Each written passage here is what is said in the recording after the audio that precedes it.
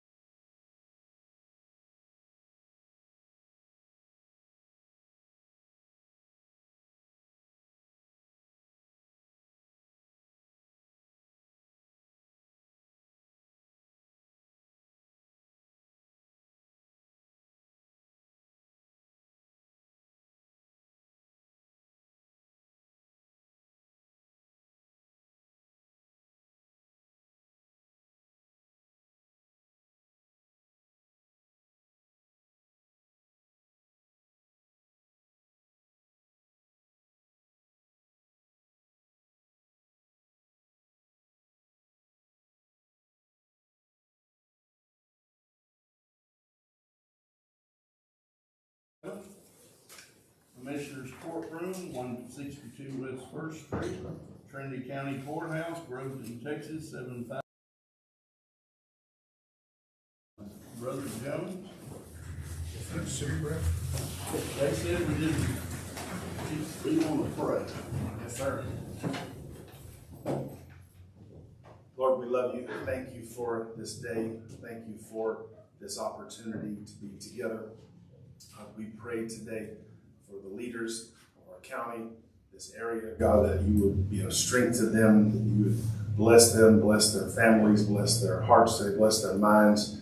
Lord, we pray that we can work together to benefit this county, to work in unity, God, in harmony, to see the best for this county. We pray for those who are watching over us today, protecting us today. Be with them and give us strength and give us purpose, and let it do according to your will. In Jesus' name, amen. Amen. Pledge allegiance to the flag of the United States of America and to the republic for which it stands, one nation, under God, indivisible, with liberty and justice for all. I honor the Texas flag. I pledge allegiance to thee, Texas, one state, under God, one indivisible.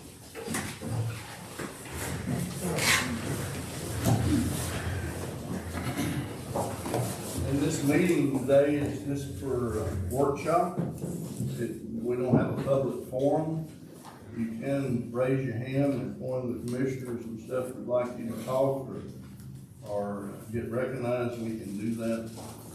But it's just to discuss the jail, and Tommy's the one that put it on here, so I'll turn it over to him. Yes, sir, Judge. I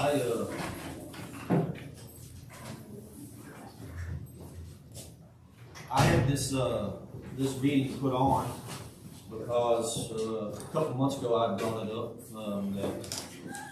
kind of right after we signed the contract with Angelina County for the 40 beds, we're going to be over budget and access $300,000. I had this meeting put on because we're getting closer to budget time. The next meeting, the next regular court session meeting, it's gonna be on there to discuss and act on it. Either do we need this jail or this jail we have now, or do we need to close it down? I'm sure everybody in here, is just like me, and I wanna have all my ducks in a row before I, make a decision of that extent. So I wanted some kind of workshop. I run some numbers, had the auditor give me some reports. I have shared those reports with the sheriff and all of y'all. And basically I just want to know and discuss if this jail is gonna save us any money, or is it costing us money? So, or if it's not saving us money, then do we need to keep it? So that's where I stand on it. If y'all want to go through the first in y'all's packet, the ones that are sideways, the papers that are sideways is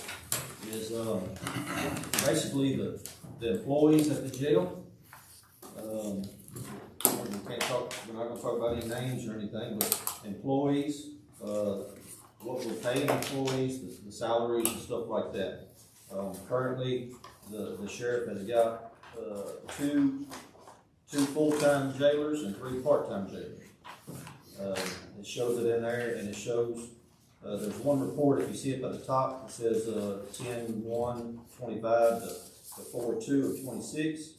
That's gonna be this fiscal year up to date, of what we've spent on employees. And then the next page, or another page, it says, March 1st through March 31st is basically what they make in a month. So we can, give or take, and do some averaging, because obviously we don't know, because this fiscal year is not over with yet. So, that's gonna be that. The next, in the packet is a spreadsheet. The front cover page is a spreadsheet, and that basically summarizes the big thick packet. If we have any questions, or y'all have any questions about, why we spent this on this or whatever, we can look back in the packet. The spreadsheet shows, it's itemized as, inmate farm, bedding / linens, office supplies, utilities, inmate meals, jail maintenance and repairs, and our inmate housing. That really don't need to look at that. We know we're gonna be spending on that, but the other parts is for, all the everyday expenses for the jail we got here. And that's, if you look up at the top, it says fiscal year. I had the auditor run fiscal year 24, 25, and 26. And you can see that the purple little section there, if y'all's color, it may be not colored, but it says pending. That $1,896 is what we approved on the jail maintenance this last court week. And that hasn't went through yet. That hadn't been added on to where we see it now. Most of our maintenance repairs are just on the plumbing issues that we have. Yes, the budget for the jail is, correct me if I'm wrong, it's 10,000. 10,000 for the maintenance. And as of right now, we're sitting at 23,000 plus the $1,896, so roughly 25,000, I guess you would say. The 24, 25, and 26. Yeah, 24. $65,000. 24, it was $25,502, and 25, fiscal year 25 was $14,282. 26 is 23. Yeah, 23 already and 26. That's 18. Inmate meals, what I can figure, I can't remember, and the sheriff may be able to answer this. The variance was in 24, and I don't know when we lost it, was that 25? I don't have the date. I think it is, because inmate meals, it was 21,000 in fiscal year 24, fiscal year 25 was 20,000, and then as of right now in 26 is 4,400. So I'm guessing that's, it was so high because of the variance. We had 15, or how many did we have over here? Utilities, in 24, we spent 24,000. 25, we spent 18,600. Fiscal year 26, as of right now, we're right at $8,962. Office supplies, you know, averaging between 2,000 and 3,000 for the 2,900 for 24 and 2,100 for 25, and as of right now, it's $500. Bed linens, you know, it looks like it's averaging right at 3,000, 3,500. Inmate farm, I don't know what all that consists of. Maybe the sheriff will talk here in a minute about that. But 5,800 for fiscal year 24, $1,877 for 25, and as of right now, it's $1,051.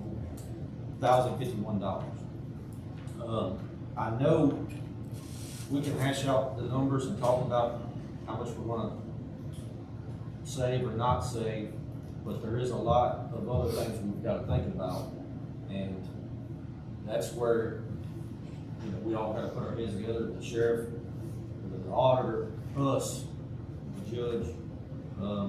It's going to be, you know, number one. The bottom line is, if we close this jail down, it's never going to open back up. I don't necessarily know if we would want to open it back up.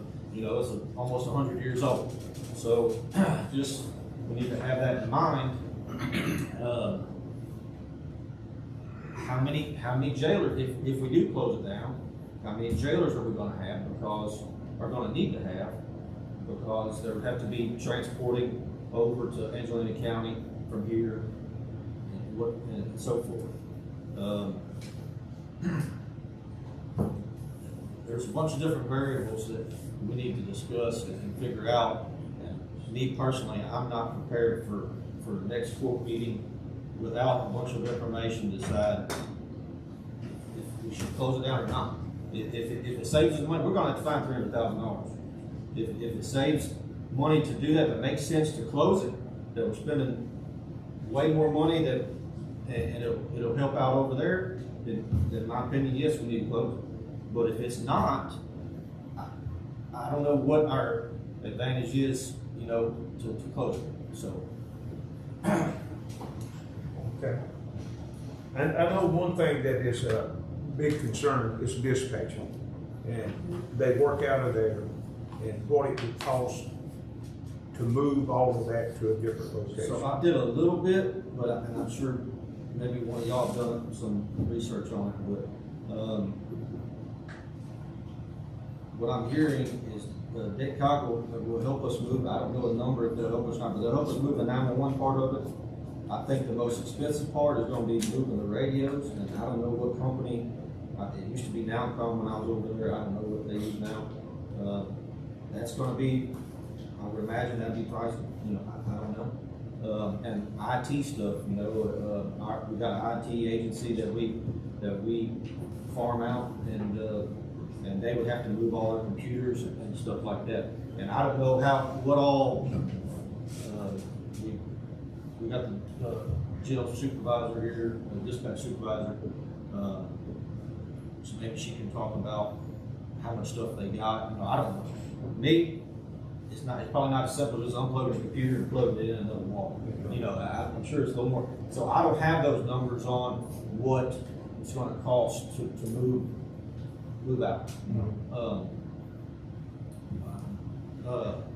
I know at one time, a month or so ago, we got the chief here from Trinity, and he was okay with what they're doing right now, and that's when somebody gets arrested, they go to Trinity PD, and then I guess the next morning or what have you, a jailer comes and brings them over here, or goes as a transport. From what I'm hearing now, I had a meeting with the sheriff the other day, and he had a phone call as I was sitting in the meeting from, we don't have the same jail commission. Executive director. Yeah, executive director, that Mr. Woods guy is not there no more. He retired here a while back. About a little over a month ago. And they got an intern guy, and that intern guy called him and, said that, basically if Trinity PD was to house our people, right now, I guess Mr. Woods was turning left eye, you know, and just not paying no attention to the sheriff's department doing this. But if Trinity PD was to continue to do this, that, their people would have to be jail certified. And there was another thing I forgot. They will have to meet jail standards, which means they have to they'll have to build that jail out to meet jail standards. They will limit the amount of people that Trinity can arrest to possibly 2 per cell. They're also gonna have to change how they got their females or in line sign of other inmates. That's not gonna be allowed to happen. They would have to meet regular annual inspections by law, and their staff would have to be jail certified, so they would be certified jailers.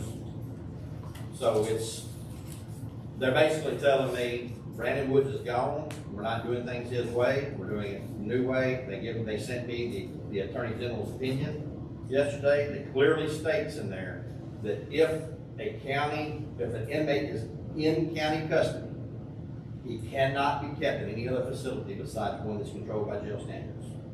And I have a copy of that. It's in the package y'all got. It's at the very end. And I was gonna go over that when I did a brief presentation. I haven't even jumped the gun. No, that's okay. I'm just saying it's, that option is not available unless City of Trinity is willing to spend lots of money. So what would you have to do? You'd have to just take it directly on the. They will have to go directly to Angelina County or San Jacinto County if we're full in Angelina County. And we've been running between 38 and 40 inmates on a regular basis in Angelina County. Yeah, you can't run it in Crockett either. We can. I have talked to them several times, and one time they told me that they were going to put preference over the jails that are paying them $100 a bed, but I don't think they went that route yet. So they're telling me that we can still bring inmates there, but that is a per case basis. The problem is, in San Jacinto County, same way, we can take them over there, we still got a contract with them. Theirs is $65 a day, Houston County $75 a day, Angelina County $75 a day. So we have those 2 options still available for overflow, okay? The problem is gonna be is who's gonna take them to that location when there's an arrest. You know, we have 4 agencies now that are gonna, Trinity PD can still put their arrest in their jail. Misdemeanors can only be in jail for 24 hours. Felonies for 48 hours, and they gotta come into our custody, and we have to take them somewhere. Wherever that case would be. So, Highway Patrol would have to use, that's considered a county arrest, so they would have to put them in our custody, not on Trinity PD. Game wardens the same way, or any other state agency, they can't take them to Trinity PD under this guideline. They have to bring them to the county. So the county's gonna have to provide a place for them to go. Tom has said that in the event that they do have extra beds, he would allow us to keep them there for the additional $75 a day. That's Sheriff's Settlement in Angelina County. He would allow that to happen if they have the space. But the real danger in not being able to keep anybody in this jail is going to be when another jail refuses our inmates. The inmate, and I've talked about this in past commissioners' court, that these inmates have learned if they go to another jail, they act a fool, they start tearing stuff up, the first thing that jail does is call us to come get it and get that inmate out of their custody. And they've done it numerous times. Every single jail we've got a contract with has done it. My question is where do we put them if another jail won't take them? Because we have one that's regular jail, and she's been kicked out of every jail that we've got, that we have a contract with, and they said, don't ever bring her back. And we've got others that are on that list that are just not in custody right now. So that's the serious issue. The other thing is, and I want the time to go over my presentation. If you're ready, I'll do it now, or we can wait. It'll kind of answer all these questions. Go ahead. Sure. So I give y'all a packet And I understand inmate business is expensive, it is. I have been screaming this for 10 years since I took office. When I took office, we were paying 45 or something like that dollars per day, or $50 a day, I don't remember what it was. We negotiated it down to the $25 a day, and at that time, I stood, and it wasn't, when Neil was here, but the rest of y'all were not here. I stood here and said, this is a short-term problem, fixed, it's not gonna last. And the agreement by the commercial court at that time was, within 5 years, we're gonna do something for long term. So my question to y'all is if we shut this jail down, what is my solution? It's not gonna be taking an inmate across the county line every time we arrest somebody. That's not feasible. This jail is old. It's gonna be expensive to upkeep. There's no doubt about that, okay? But how much do we spend a year on maintenance of this courthouse? Can anybody answer that? I think it was upwards around $20,000 a year. How much do we spend on maintenance and repairs of county roads? That's y'all's tools that y'all have to work with. That is $2 million a year that we're spending maintaining and repairing roads. We're not building new roads, we're maintaining and repairing roads. So the issue here is do we continue maintaining a building that's almost 100 years old? I would love not to. I think it's pitiful that we have to do it. That building is, but we just spent a lot of money getting the sewer fixed. We just spent that money. Why would we say now, let's shut it down? Why didn't we do that before, if we were even gonna contemplate it? So I think we've got some serious issues, and I would like for y'all to answer some questions on some things that I'm gonna have to ask y'all. What do we do if this jail is closed? So and this is a brief, and I won't take more than about 5 or 10 minutes. But our current reality right now, on the, I think the second or third page, is we arrest between 10 and 15 inmates a week, okay? They've got to go somewhere. We're averaging right now 37 inmates external. That's over in Angelina County. I don't know, do we have any in any other county right now? So no, everybody's in Angelina County. We have 37, I don't know what we got today. What do we got today? 41. We got 41. Okay, so we're over. How many do we got over here? I have 4 here and another one on the way. Okay, so we got 5 in custody here in Groveland. Okay, we try to keep 2 or 3 beds available every day for that day's arrest. Some days we don't make an arrest. Other days, the other day we had 8 in this jail because we arrested like 5 or 6 in one night. So it bounces back and forth. I mean, it's not controllable.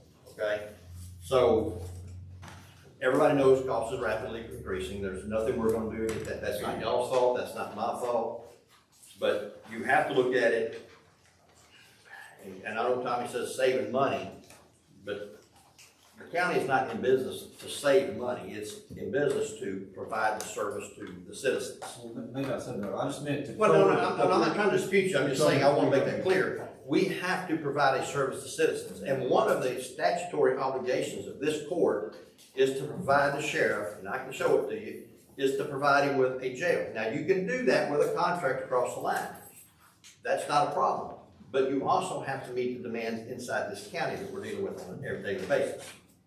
You go to the next one, you can see the graph there that shows, we've already gone over these numbers when we talked about a jail bond.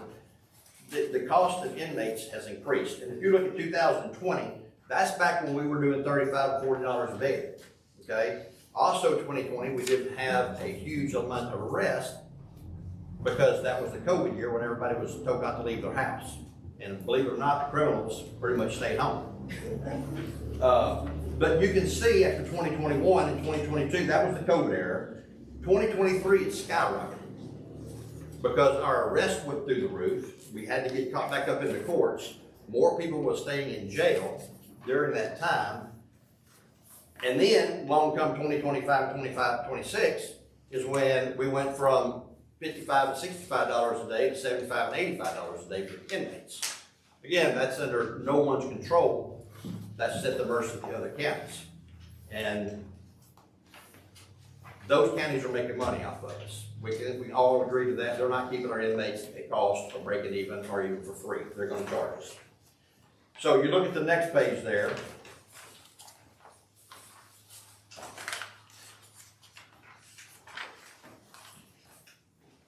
Let's talk about what our arrests in this county have done so far. When you look at the crime data in this county, this came straight out of our CAD. These aren't fictitious numbers are made up because they come out of our CAD. We go change data in that, and we're tampering with government documents, and that's a crime. So no one can sit there and say we made these numbers up. These numbers are real. But look at the chart. If you look at the chart, you can see 20 and 22, everything skyrocketed, went through the roof. Crime, everything went through the roof. Price went through the roof. That's right after COVID. But now we're back on a downward trend because we're actually enforcing the law. We're putting people in jail where they need to be to settle them down or get them into court to do what they got to do. The crime is dropping, and it has been dropping ever since I took office. We went from burglaries in 2013 or 2012, we're over 125 and 130 burglaries in 2012. So, so far this year, we've had 2 burglaries in this county. 2. We're doing our job, and we're preventing, and we are keeping people in line, the criminals that are, from continuing to rape, steal, and murder, and everything else that they do across the states. It's not happening here in Trinity. It's gone down. When we lose the ability to put people in jail, which is what y'all are asking me to do if we close that jail down, is only arrest those that are violent, then we're not making headway with the rest of these criminals. And they are going to graduate from misdemeanors to felonies. Now, I know the big question is, and I've heard the rumors, and I've heard people start around saying, well, oh my gosh, he puts people in jail for no driver's license. The Class C driver's license tickets that y'all see people going to jail for have had multiple chances to get their driver's license fixed. Most of these are illegal aliens in this country, illegal that's driving without a driver's license. They don't have a job. And they are refusing to obey the law, and they have, most of them have invalid license, which means they have been suspended. Now, when we come across a younger person that's legally in our country, and they have a suspended driver's license, we sometimes give them a break. Well, it's going to be a Class B or Class A felony for the rest of their life. We do stick them in jail, but we file it as a Class C. This is not to embarrass them or punish them. This is the other thing. The reality is you have to get straight with your driver's license, get it right, and that way you can have an insurance and all that stuff. So, Class C misdemeanors do not stay in jail more than 24 hours. It has been said that we've cost this county thousands of dollars keeping inmates in jails. If they are in jail and they have a Class C driver's, or they have a Class C warrant, or they're in jail for Class C, and they stay more than 24 hours, they are in jail for something else. Other warrants, felonies, or higher misdemeanors that they're waiting to go to court on. There is no expense in keeping misdemeanors, Class C misdemeanors in this jail. That is a false agenda that's been put out there that's not true. Sure, can I say something real quick? Yeah. Somebody said, this meeting or the intentions of closing or leaving this jail open is not saying that we're keeping you from arresting anybody. No, I'm not saying that. I'm not saying that. You did just say that. Well, I'm just saying if we don't have a jail, So we're trying to find either alternative Okay. ways or we're going to keep this open. I understand. And I understand where you're going, but we also have to understand what this is. This jail is my tool. I understand. Okay? Just like y'all have maintainers that cost lots of money. Okay? You gotta have them. That's your tool. No one's saying that you can't have them. But they're an expensive, necessary tool. I have to have my tools as a sheriff for this job. I can't keep sending my inmates or my deputies every time one gets arrested to the other county. It's gonna take every time if we make an arrest, and they have to go straight from here over to Angelina County, or God forbid, San Jacinto County, which is an hour one way, or Crockett, which is about 30 minutes. We don't get to just go there and open the door and kick them out and say, Houston County or Angelina County or San Jacinto County, this is your problem now.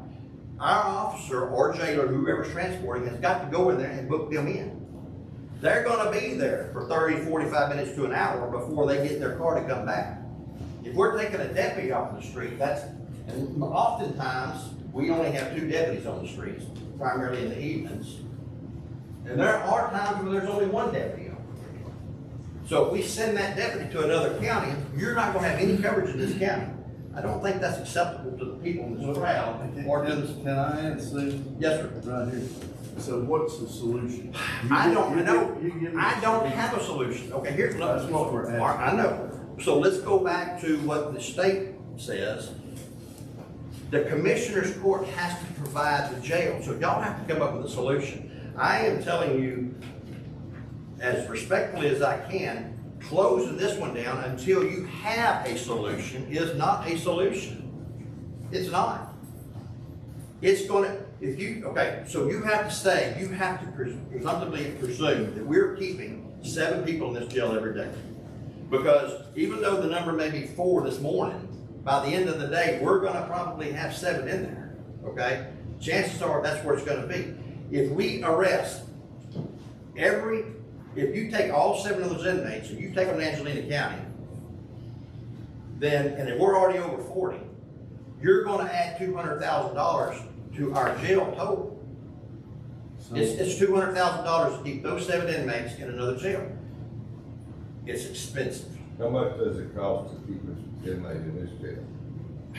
You really can't figure that based on the labor that's over there. I mean, I don't have that number in front of me. I couldn't tell you that because I don't know.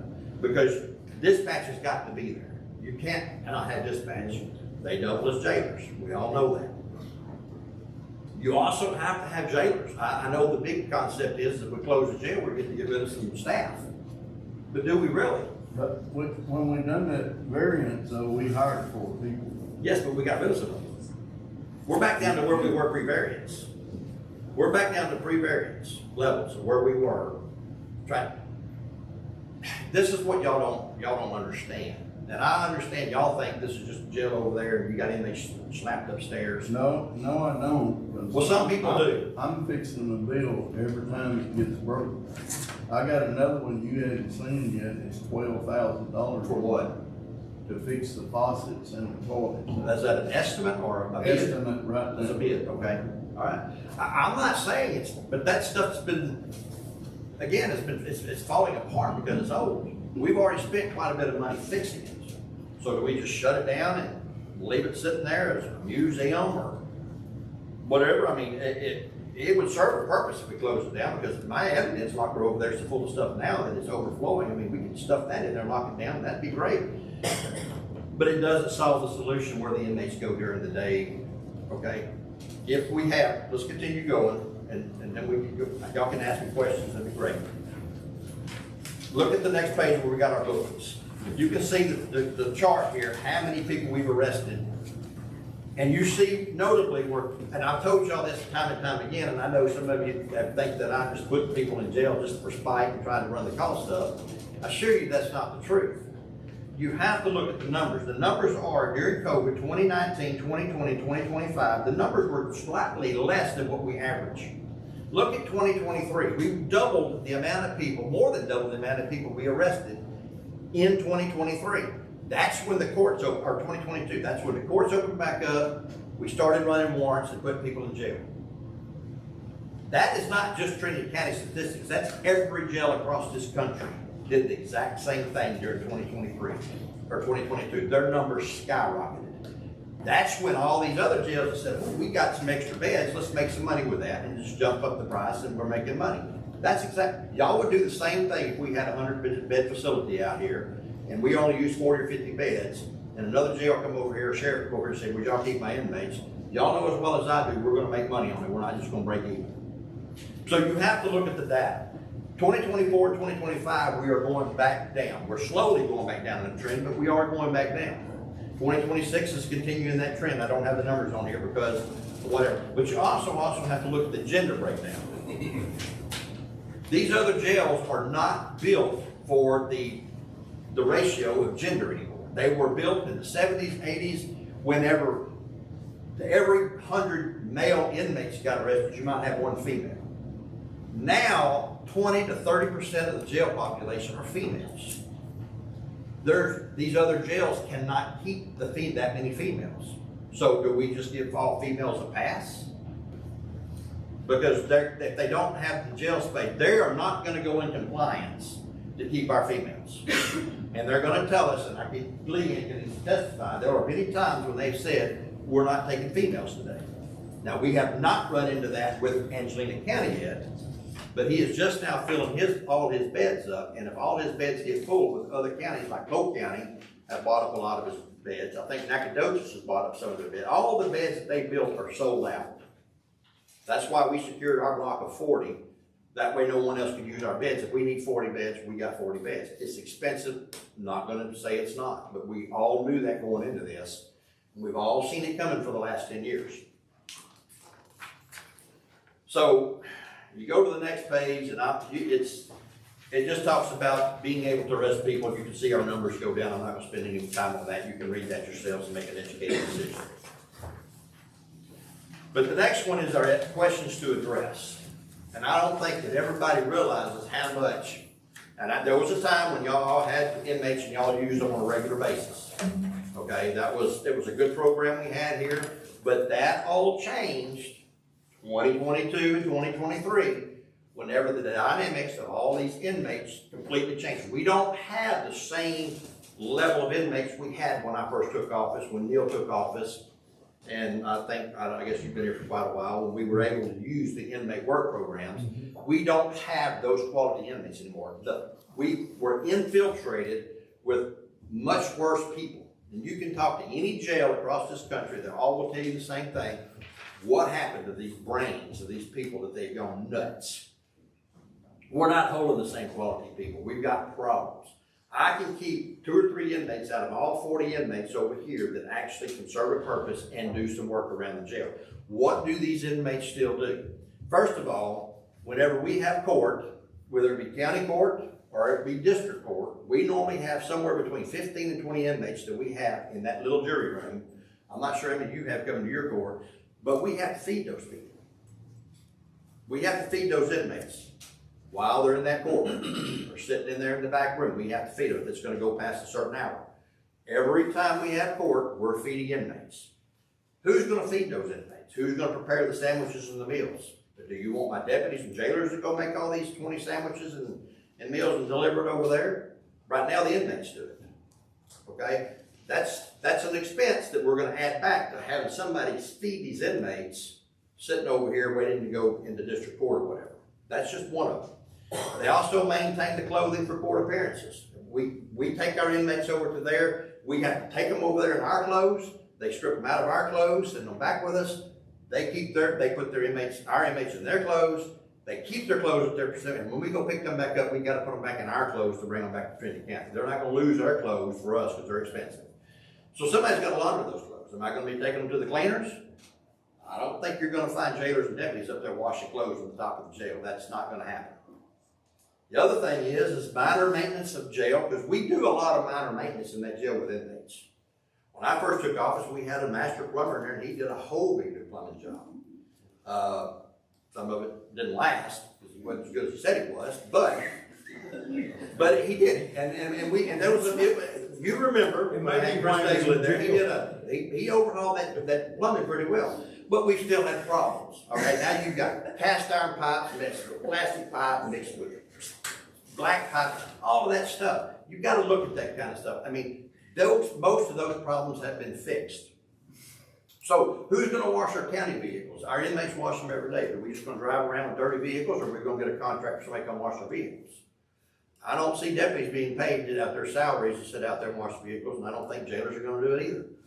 I don't think everybody realizes just what few inmates we do have, what they still do. Another huge issue in this county, and everybody in this room will tell you, the animal control is a major problem in this county. It is a huge problem in this county. We pick up anywhere between 15 and 30 dogs a month that we're having to do something with. Thank God I've got Crime Stoppers that is their volunteer program. Has got lots of people taking these dogs and try to adopt them out. They do that, but they do that with the assistance of inmates. Now let's talk about 2 kennels that we're operating in this county. We're operating one out here at the county farm, and we're operating one over on that belongs to the city of Kickapoo, because we often overflow our kennel space we keep 2 and 3 dogs in each kennel because we don't have enough space. The inmates are the ones responsible for going out there multiple times a day, cleaning those kennels, Or do we just want our dogs to stand around in feces and waste? I don't think so. But we have a duty to do something with these dogs. We have laws we have to follow, and we try to get them adopted out. No one wants to see us euthanizing animals. We euthanize dogs all the time, just about every day. But for those that can be stopped at, we try to adopt them out. But still, you have to maintain these kennels. Who's going to go out there every day and watch these kennels? Let me ask you a question, Woody. Yes, sir. If you did shut it down, and you're talking about all this inmate labor, why couldn't the jailer go pick up 3 or 4 and bring them over here and work on them? Well, and that's an option. And I'm not opposed to that. Again, I'm not. That settles that. Well, it does not, because we get dogs all hours of the night. The officers are always picking them up. That's just one of the things, okay? Can we go pick them up? But yes, but you also saying, let's cut back our jailers too, are you not? That's part of y'all's plan. Let's shut some We won't jailers need to down. Who's on gonna that. go do it? At night. I won't get to that, okay? Again, the dynamics of inmates have changed. And you have these female dispatchers that have to go up and down those stairs. And I'm gonna, just give me a second, we'll go over that. I'm almost done. We also have to maintain seizure properties. The DA's office and myself, we seize properties on a regular basis, and those properties have got to be maintained. They got to be, in the summertime, they got to be mowed sometimes a couple times a week. Whatever they got to do, we've got to maintain those. Are we going to pay somebody to maintain them? Or are we going to just keep inmates allowed to maintain them? Or, like I said, I know y'all are bringing inmates over here from TDC now, but is that really working out really good? Okay, it's not. They're not dependable. You can't rely on the state to send us these inmates. It has to do with the unit that we're at. I understand that, but it's still a problem. It's not working out like we want it. If we had our own jail, and I'm not advocating for the jail, we wouldn't have this problem. All right, we would have plenty of inmates we can choose from. But I still got to pick and choose who I keep here to go do these daily chores. So if I'm gonna do this daily, you gotta have somebody transport inmates to court. You're saying go get inmates every day, so we gotta send somebody to pick these inmates up and take them back and watch them. So you're still gonna have the jailer's numbers, I don't see going down if you get rid of that jail. You might cut some part-time help back, but I don't think you're gonna be able to get rid of the number of jailers that we have. You need to really study that really close before you make this decision. We also provide ladies in action over here with inmates to do their, and this is not the only group that we go around and help, trying to help them help the people of the county. That is a service that we provide to these people to unload these food trucks and distribute food. So we're doing it. I mean, the inmates are used, so you say, well, they're costing us money, but are they really? But what other benefits are we getting out of them? I know we're not getting the full benefit we used to get out of them. I totally agree with that. But we still do get a benefit out of them. And this benefit is to the people of this county and to these organizations like Ladies in Action, Crime Stoppers, that need inmates. Okay? So that's pretty much it. And y'all got some questions, I'd love to answer them. You know, I know what the goal is here today. We're spending a lot of money. I know we've signed a contract. It's $300,000 over what our budget is. But what is the real solution? I'm here to tell you today, it's not shutting down that jail. Well, I would love to shut down that jail, but you have to have something in this county to keep our inmates. I know that's not gonna happen in the next couple of years. I am desperately looking for other solutions. My new chief here is working very hard, trying to find some way to get the federal government involved, trying to get the state government involved. That's where we all, including y'all, need to be focused. We can't, I know the tax basis, all that's limited and you didn't pass the bond and blah, blah, blah. But that doesn't mean the problem went away. That doesn't mean taking the cost and just sending our money now, more money, $200,000 a year to another jail is gonna fix the problem. It's not. I am open to solutions, okay? I have went to the state and I've asked them to let us build dorms. They said, no, you can't have dorms without a real jail. Our hands are tied and they're being tied by the state. The state of Texas is tying our hands. We as a group, whether we agree with each other, like each other or not, have got to sit down and start putting the pressure on the state. The state needs to come in here and do something about it. They created the problem with all these unfunded mandates. I don't think y'all realize how many reports that we've got to do, turn in weekly, monthly, and all that stuff. It is time consuming, and it's not an issue that's just gonna go away. We still, if we move those inmates, all 7 of them, we still have to have a jail administrator with our jail. We still have inmates in our custody. That position don't go away. Somebody's gotta fill out all these reports and send them to the state. Somebody's got to be on the phone to the state every day, telling them where our inmates are, how many inmates we got, how many have committed suicide, all this crap. So I am pleading to y'all today to figure out a solution that's gonna work for the benefit of not just this county, but all of us as well. Shutting the jail down is not it, okay? One other thing, and I'm gonna appeal to you because you're a preacher. We just had this man, where you at, Brother Jones? He's been starting to preach to our inmates. Now, everybody knows that when I went into court, into this office the first time, Brother Lewis Jones, right over here, gladly opened his arms and accepted our inmates every single Sunday and Wednesday night and Sunday night. We sent them over there. They were glad to go, and they were glad to have it. It created a little controversy at first, but when the people saw it was a good thing, they opened their arms up and said, these guys are welcome. Then COVID happened. Once again, COVID happened. We couldn't send them to church. We couldn't do none of that stuff. They got locked down, and everything just went to hell in a handbasket, right?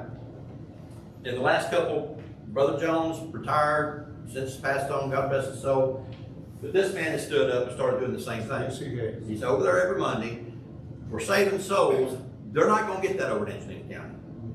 So the other part is appealing to you as a man of faith, and I hope all of you are, I think you are, but we still have a duty to present these kids, these people, and get their life on track so they're not continuing to be a problem in our county. The only way we're going to do that, and you all know that, is if their heart changes. That's it. And there ain't but one thing that's going to change their heart. That's it. And that's the good Lord above. It's not going to be me, Neil, Tommy, Judge. It ain't going to happen. We have got to be able to still maintain some kind of control over our inmates and what they see when they're in jail. Not all of them, because they all ain't qualified for it, but there are some that ask me, said, I'd like to come over there, be a trustee, so I can go to church. That's going to stop if we do that. So I'm asking you to look at these things, consider all of them, listen to what some of these other people want to say if they want to get up here and talk. But shutting down the jail now is not the option. So what's the solution for money? You know, we all sitting here looking at it all. All right, I'm not going to sit here and criticize y'all, but we should have never lowered the taxes a couple years ago twice. That should have never happened. You can't do that when you can't already pay your bills. This is not, I don't have control over this. I don't have control over of what the inmates are costing me. So I am not a commissioner. They elected y'all for that. Y'all have to figure out where the money's coming from. Yeah. Are you going to have to raise taxes? I believe you are. And I know we're capped.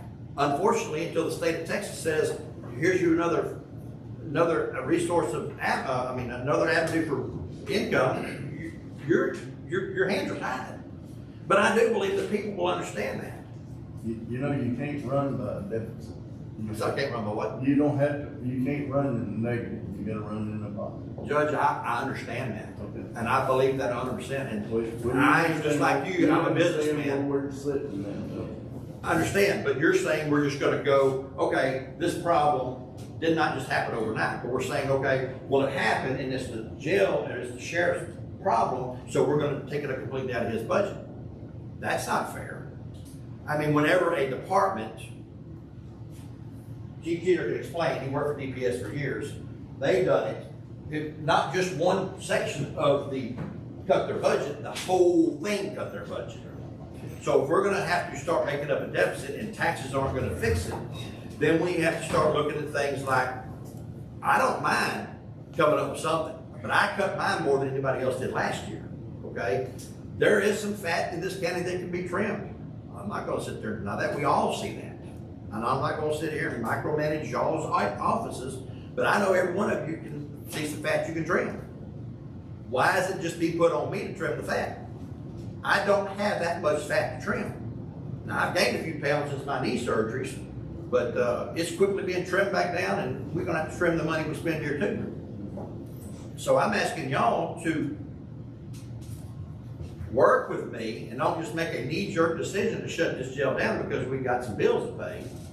Let's figure out together what we're gonna do in the future. And like I said, Chief King here, myself are working to try to figure out other sources to make this work.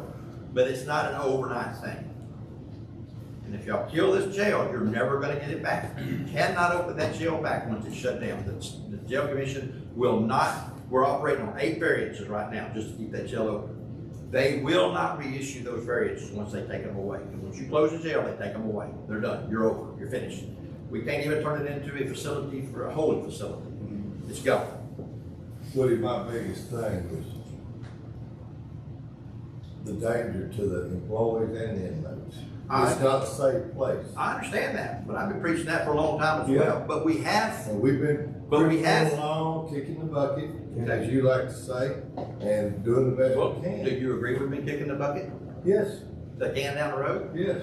And what did You you, wanted a jail when we first got elected. and you and I talked And about it, then you you said it was talked gonna about happen it, in and I 5 told years. you that I would not ever consider one until the county was paid out of debt. No, you We said the did. courthouse was made. The Right. courthouse was paid out of debt. Right, and it was. How long ago? And then we did it, Okay. in 21. And since then, If you look at these the figures- cost of jails have just skyrocketed. In 21 is when we paid this courthouse off. Right, In 22, is when everything goes up. yes. I understand that. Deal, I'm looking at it here. I am not preaching to y'all this is an easy decision, and I am not even up here to try to criticize y'all. That's not the way it would go. We all disagree on certain things, and we agree on others. And I know you're off Keeter right now because Tommy comes talking to me, he's like, man, I don't know if this is a good idea or not. Show me. Well, I appreciate what you said, we sit down together and work together to find a solution, that's what we're gonna have to do. As a county-wide, we got to sit down. This is just not us, but it's all of us affected. And if we sit down and reason together, maybe we can find some solutions. And as you said, we've reached in the money bag and there's no money Well, there. the We gotta do solution is something. not gonna come from Trinity County. It's not. I mean, the I hope the state Band-Aid, can the stay. Band-Aid will. I mean, raising taxes or whatever you gotta do to continue, that's gonna come from Trinity County. But that's not ever going to fix the problem about needing a real jail in this county. Every one of you agree we need a jail. Every one of you agree we can't afford it. I agree we can't afford it. I understand that. But again, that is because the state, you can't tell me it costs $800 a square foot to build a jail. But that's what they're gonna charge us. You can't tell me that somebody's getting their back pockets lined somewhere, okay? That is just a fact. It's happening. I agree. It shouldn't cost more than a couple $100 a square foot to build a jail. It's concrete and steel. For crying out loud, it don't cost that much. But until counties like ours that can't afford it don't start standing up and screaming in Austin, okay? One other thing I need to add this to, because I forgot about it, because I called the lieutenant governor on his cell phone, and he answered the phone, and if you don't believe me, I'll do it again right now. No. But I asked him, I said, okay, my commissioners are toying with shutting down the small jail we got. Is that going to affect our SB 22 funds? His answer was yes and no. Our dispatchers who are double as jailers will no longer qualify for that SB 22 money because they're no longer going to be considered doubling as jailers. So are we going to just slash their pay back down to what it was pre this deal, which I don't remember how much that was, but it was pitiful pay. We all agreed that it was not good. Are we going to slash that, or are y'all going to make up the difference? Because you're going to lose SB 22. So that's a question you need to ask. Because I'm telling you right now, the ladies that are sitting over there now in that jail spot, they can't afford to live off that anymore. That's They what got- we're living off of. I'm sorry? That's what the rest of us are living off of. Okay, well, we're not talking about the rest of it. I know, We're but talking I'm about just what somebody starts becoming I accustomed to. understand. And I'm not saying anybody in this county is underpaid or overpaid. I think everybody's underpaid, okay? I think, not all of us, but some of us. But still, are you just gonna take it away from them? Because I'm telling you, most of them are probably gonna walk off. Training dispatchers is expensive. Keeping dispatchers is more of a solution than retraining. Because when you train them, they find out 2 weeks later they don't like the job and they don't come back because it's a very stressful job. It's a horrible job to sit there. I wish you're all invited. Come over there, pick a busy time, don't go over on a Monday morning. You can do that too, I don't care. Come over there and sit and watch. Watch what those ladies have to sit there and do. Phone rings 1,000 times a day.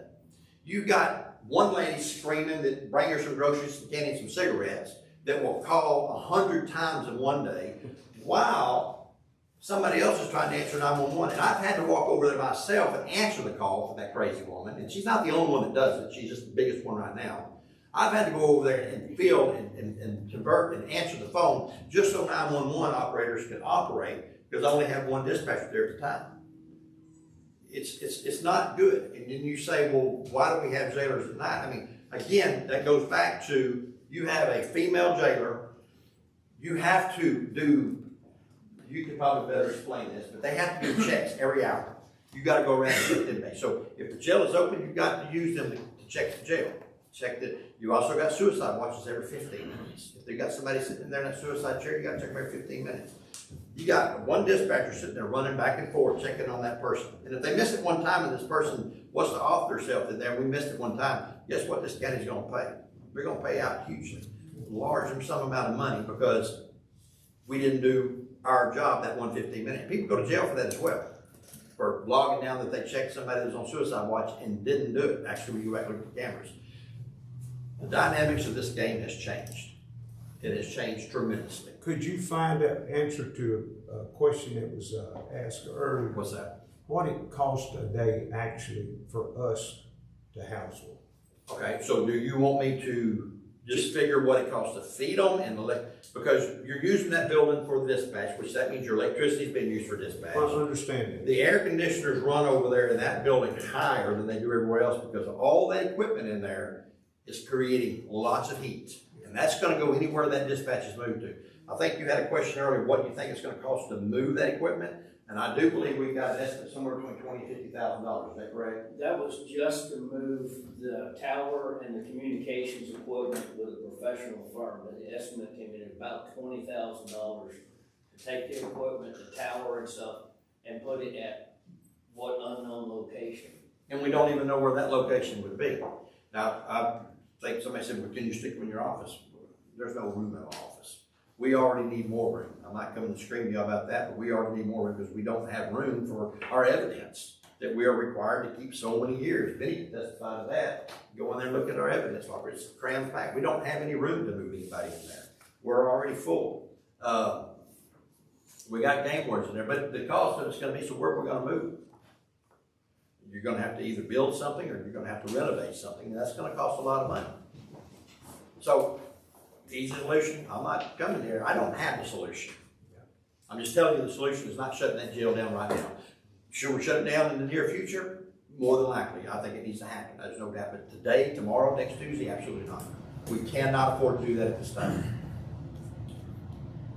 I got a couple things. Go ahead. I wrote down, just listening. Number one is a statement. I got a question a minute this. We know, and we've all talked about this, including you, that this bond failed.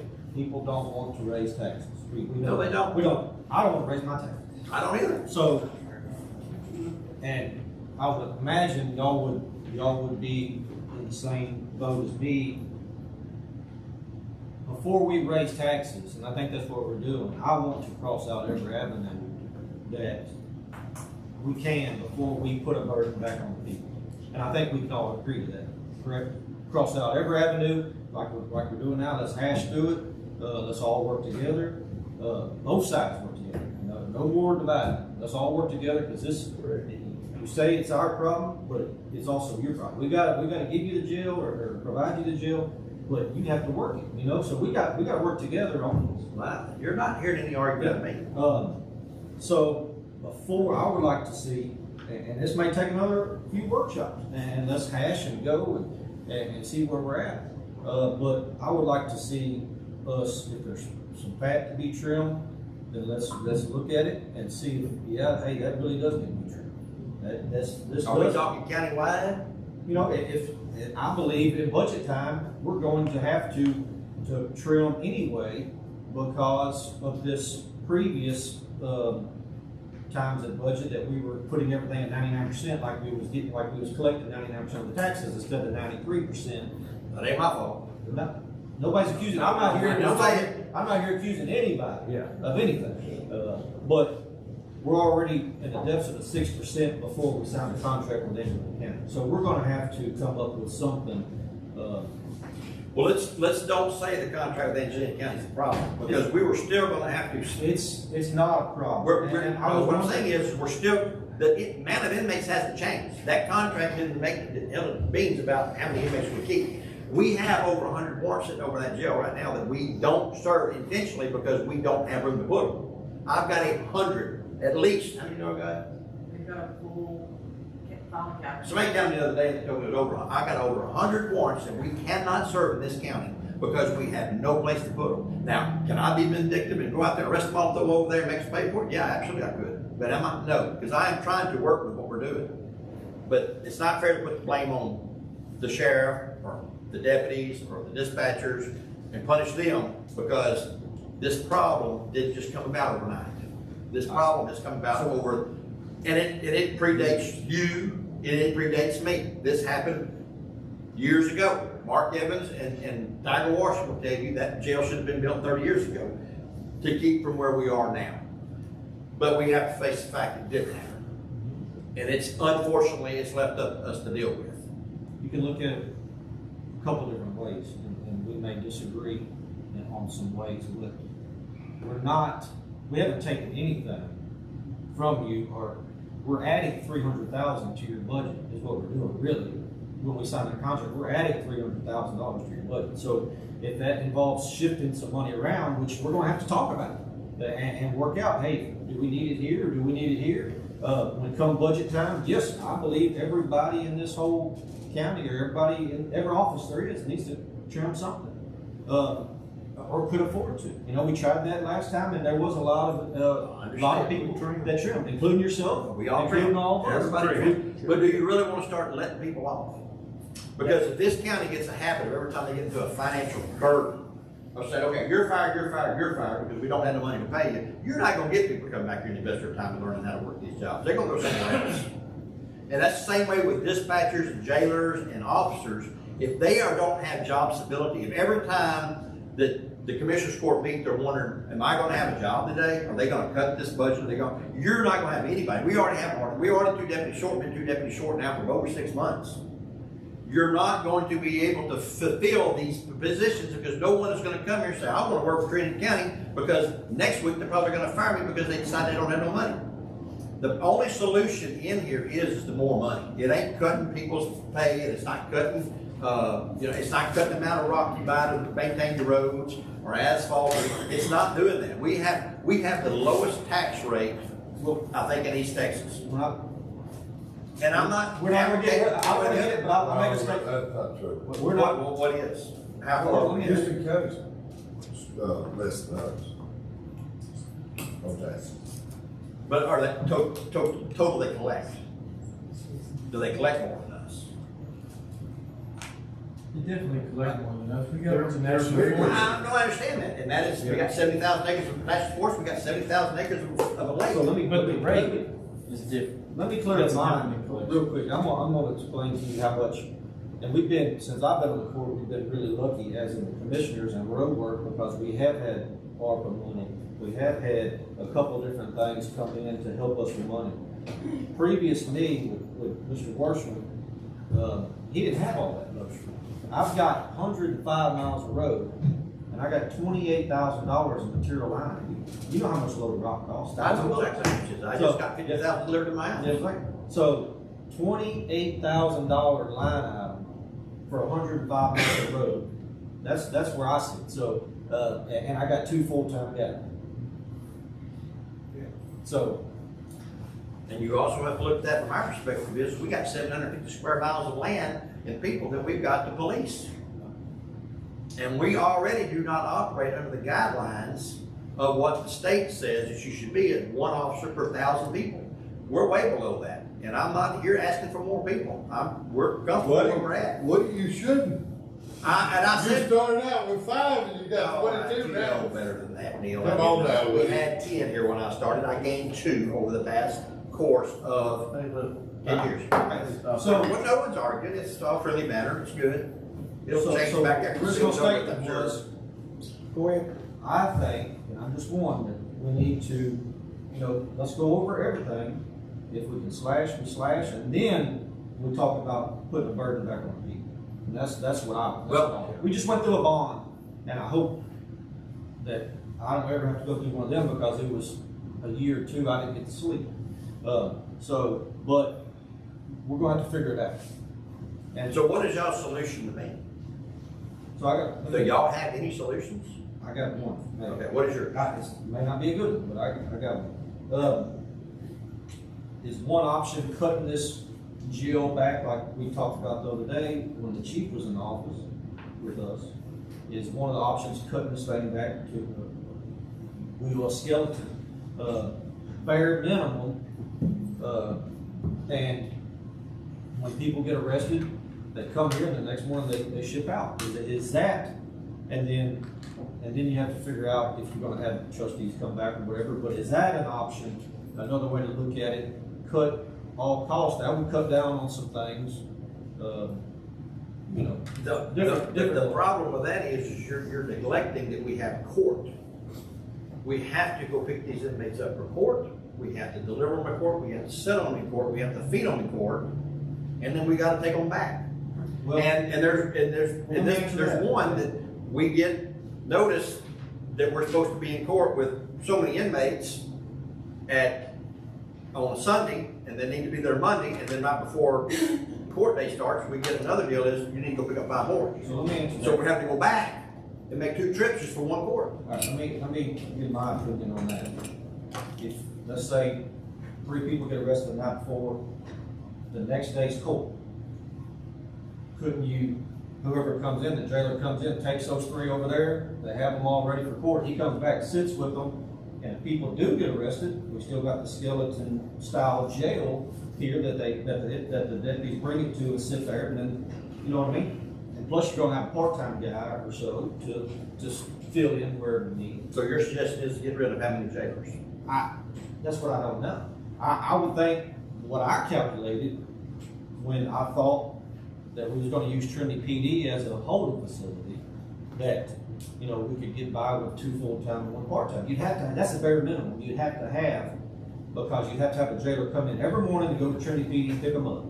So at 80 hours for every 2 weeks, you have to have 2 full-time people.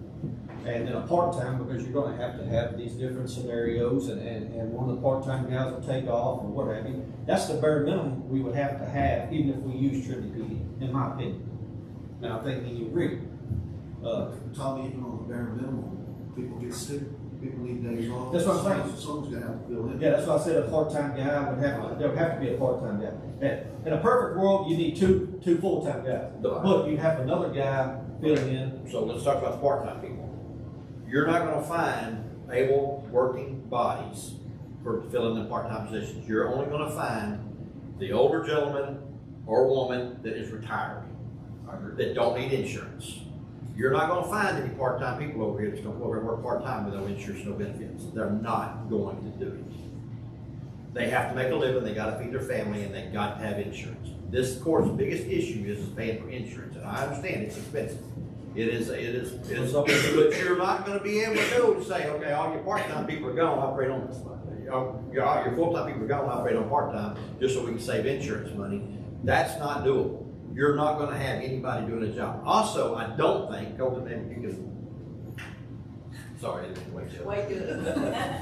But can you answer the question, does the SB 22 money, have you even looked at it, does it, I don't think I can pay my part-time people with SB 22 money or even raise their salaries up. I think it has to be full-time people. Does anybody in this room know that?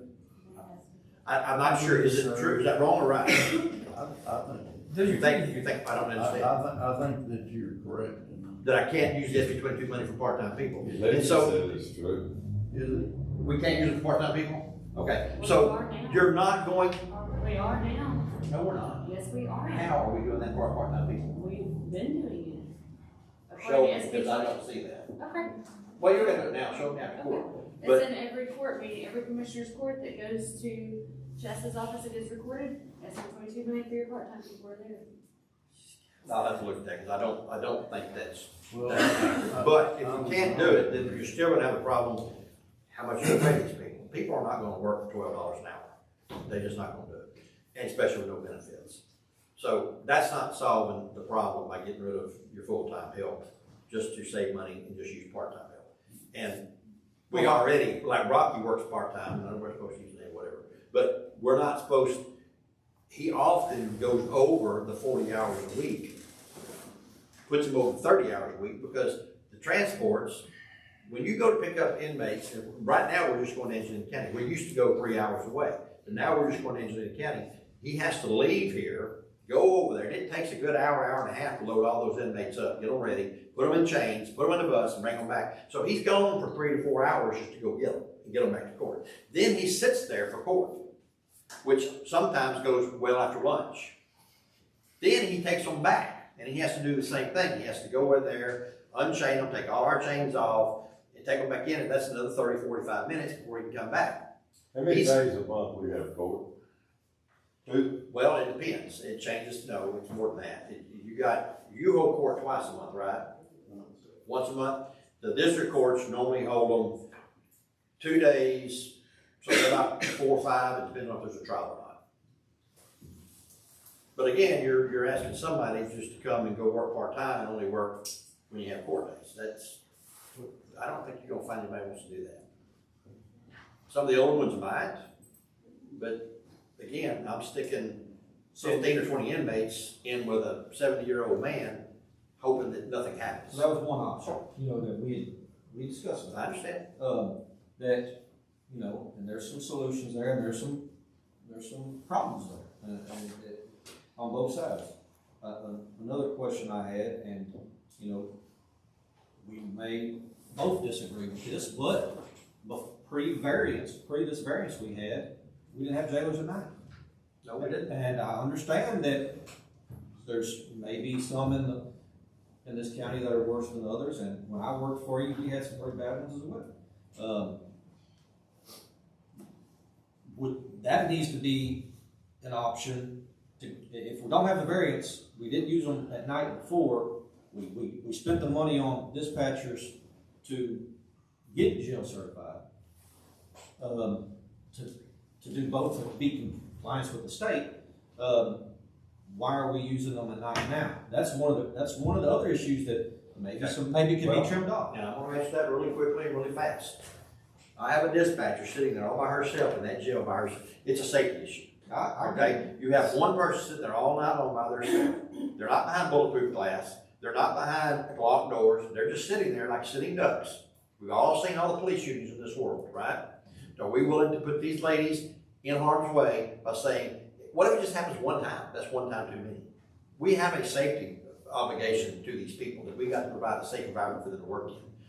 Sitting there behind a plexiglass where anybody can come through there and kick in that window and go over that can happen. We've already seen inmates try to attack our judges as their magistrate, and other jailers, often 2 or 3, have to restrain them.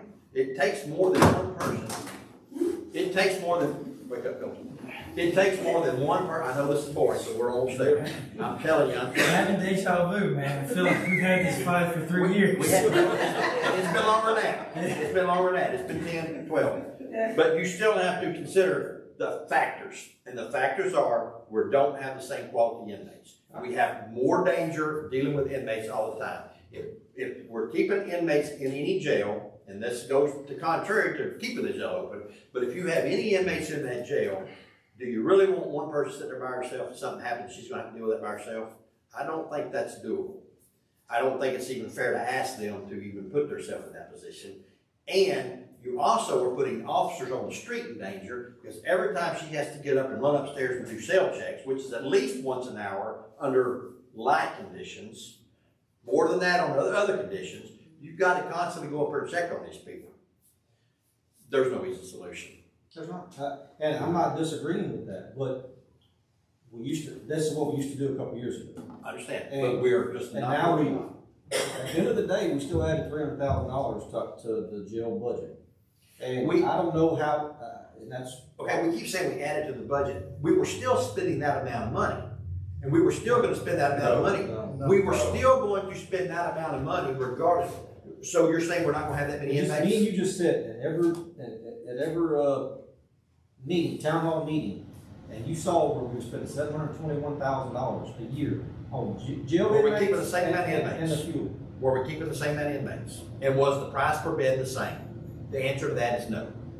No, it's not. It has gone up. It has gone up, therefore you have to pay the bill. So regardless if y'all change the budget item, or regardless if you signed a contract saying that we're gonna owe you this much money, we were still gonna use this same amount of beds that we're using now. That wasn't gonna go down. It was not gonna go down. I mean, you're to say that, okay, since we don't have jail space, or we don't have a contract with 40 beds, that we're just gonna arrest less inmates. I already told y'all, I'm withholding arresting people now. And this meeting, or this is not telling you not to arrest them. I'm not saying it is, but subliminal message is we can't afford to do it, so don't do it. Okay, and we beat this to death. Look, at the end of the day, we just saw that people don't want their taxes raised. We got to They figure out said a they way. didn't want to pay for a new jail at the expense that we put to them. Y'all's job is to make sure the bills are paid.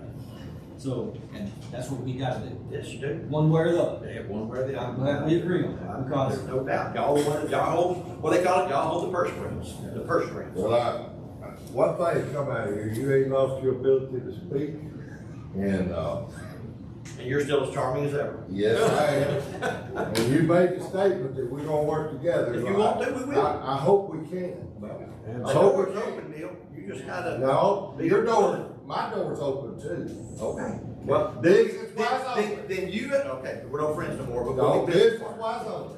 So, But I'm ready. okay, well, let's sit down and do it, but I just want y'all to coordinate, you're not But gonna. we're gonna find $300,000 to pay for your contract over there. Don't call it my contract. Yes, it is. It's y'all's You're the one contract. that You promoted gotta it. provide it. Hold it, okay, we're gonna go there real quick. No, I'm not arguing.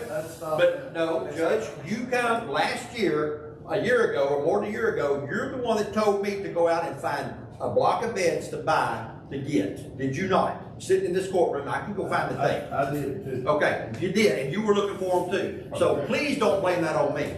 Because, but it's not, it was necessary, it needed to be done. I'm not criticizing you for it. I'm just saying, that blame don't go solely on Woody Wallace. Now, we gotta work together. I'm not running out on you, but I got a funeral at 11 o'clock and I ain't gonna miss it. So I think we kick this thing forward. I think, Well, it's good to see you, Jim. Good to see you too, Sheriff. I love it. Yeah, look forward to working with you. It's coming. Anything?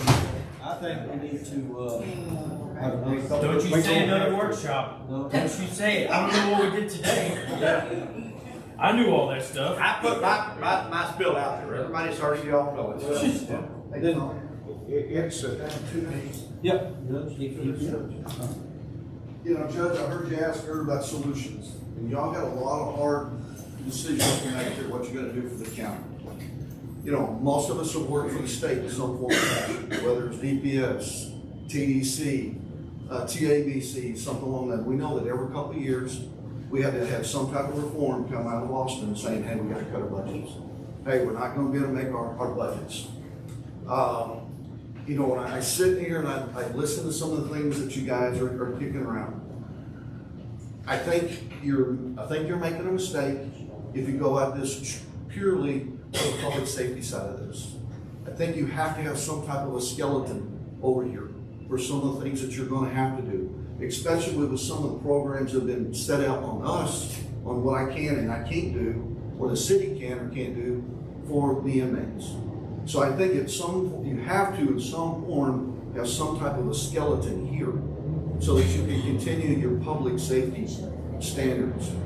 You know, when we looked at state cuts across the board, they usually didn't come to one department and say, hey, we gotta get all of our 300,000 right here. And I know some of you guys personally, you don't have a whole lot to give in your budgets. I get it. And there's gonna be some hard decisions here, but I think if we sat here and we put pen to pencil, because I don't think I've heard that today by listening that, oh, if we cut this much out of Woody's budget, or we cut this much out of your budget, this is how much money we're gonna save.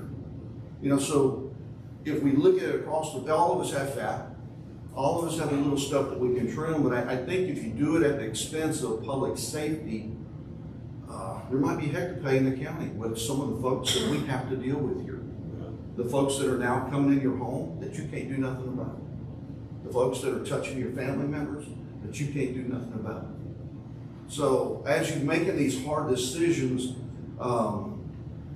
this is a mess, has been a mess.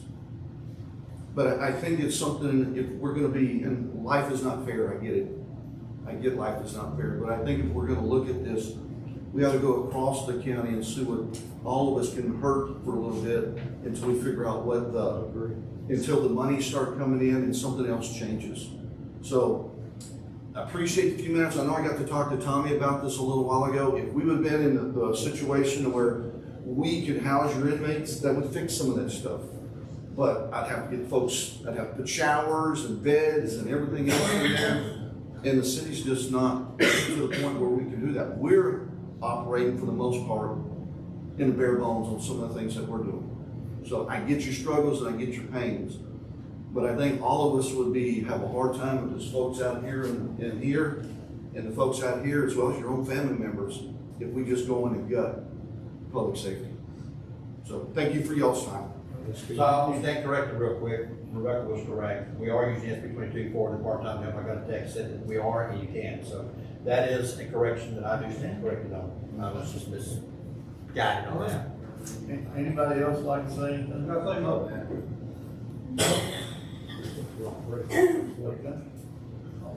You know, I know this has been a mess for a while, and there's no easy solutions. But I know two things are gonna happen. Our county's gonna grow in the next 10, 20 years. It's growing now, and it's gonna get a lot bigger. And the cost of building things is not gonna go down. I know the taxpayer said, no, we don't want a $16 million deal, but we gotta figure something out, maybe a smaller deal. If the state says you can't build it, then tell them, you either help us or we're gonna build what's gonna help us get through this. Well, we gotta do some plans. We just react to everything. We don't have a 5-year plan, we don't have a 10-year plan, we don't have a 50-year plan. We need to have that for this county. Where are we gonna be 50 years from now? I won't be here to see it, but we need to plan for it. And the people that's gonna replace you will at least have a guideline of what's gonna happen and what they need to do to keep moving forward. And we've got to move forward. People are moving to our county every day. I know y'all don't think that, but I'm telling you that there's happening. We know it. We know it. We Look see at the it. counties around us. But it's retired people that's. I agree 100%, that's what it is. But we've got to work on getting businesses or companies to come. Yeah. We've got to work on that. I don't know who's gonna work on it, but that's what we gotta have. We just can't sit here and just say, oh, let's hope this happens. We gotta make it happen. Thank you. Thank you. Got one more.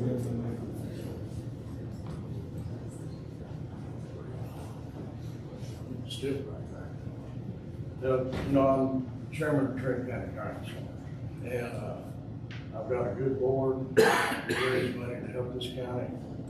And I'm asking we spent over $15,000 the last 3 years for equipment for the sheriff, the city, and other facilities. But I have to thank Tommy when I found out about this meeting,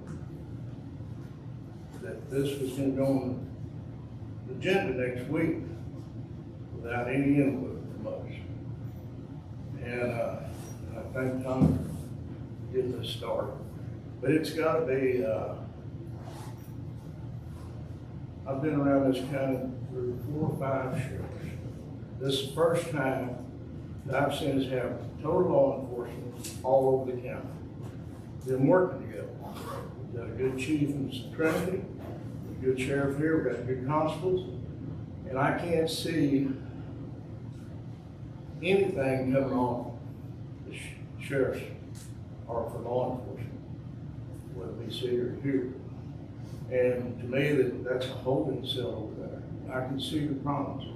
We bought equipment to try to save on the number of employees. We had tag readers, forensic software, and we've tried to help.